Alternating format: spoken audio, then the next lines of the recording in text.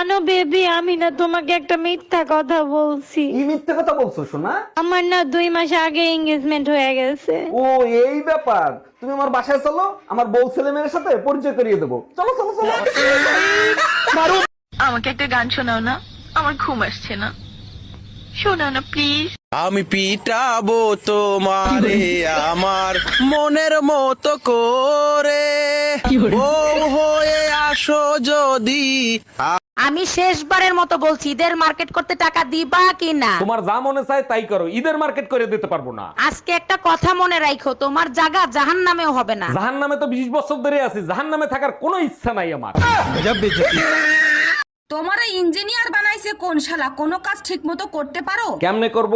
Engineering পাশ করার পর তো তোমারে বিয়ে করে আনছি, তারপরে তো ভুলেই গেছি ইঞ্জিনিয়ারিং কি জিনিস। দুনিয়াতে বড় ইঞ্জিনিয়ার হলো মেয়েরা, স্বামী যেমনই হোক না কেন বেলুন দিয়ে পিটাইয়া সোজা করতে পারে।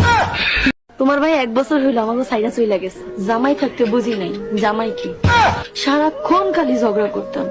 এখন বুঝি তারে যদি আরেকবার পাইতাম আর জীবনেও কোনোদিন ঝগড়া করতাম না। তোরা যে বেহায়া আবার ফাইলো। 2 বছর আমার লগে প্রেম করিয়া তুই নাকি ময়নারে করবি বিয়া। আমি ময়নারে কেন, ময়নার মায়েরে বিয়ে করব, তাতে তোর কি? আমি আগুন লাগাইয়া দিমু নতুন বউয়ের শাড়িতে। সারাদিন আমি রান্নাঘরে বসে থাকি তোমার জন্য। ঘরের বউর সাথে বর্ষাকালের বৃষ্টির দারুণ একটা মিল আছে। তাই নাকি? তা কেমন মিল খুঁজে পাইলা? কখন শুরু হবে কেউ জানে না, আর একবার শুরু হইলে থামার নামও নেবে না। তোমরা হলা মেঘের মতো, যত গর্জে তত বর্ষে না। ভাইজান, এটা আমার ঈদের শাড়ি, কেমন লাগতেছে বলেন তো? সুন্দর লাগতেছে ভাবি, কিন্তু জাকাতের শাড়ি আপনি কোথায় পাইলেন? জাকাতের শাড়ি হবে কেন? আমার জামাই 10,000 টাকা দিয়ে কিনে দিছে। এইবার বুঝতে পারছি ভাই এমপি সাহেবের বাসার সামনে কি করে। আজ বান্দরের বাচ্চা বাসায় আসুক। হ্যাঁ আমি মার্কেটে যাচ্ছি, তোমার কিছু লাগবে তো বলো, নিয়ে আসবো। কার কথায় মার্কেটে যাচ্ছ? তুমি কি আমার কাছে শুনছো তুমি মার্কেটে যাবা? জুতার তলা ক্ষয় হয়ে গেছে, হাঁটতে সমস্যা হয়, তাই এক জোড়া জুতা কিনবো। কি হবে জুতা কিনে? হাট পা তো সবসময় আমার ইশারায়, তাই না? আমি इसका पति है।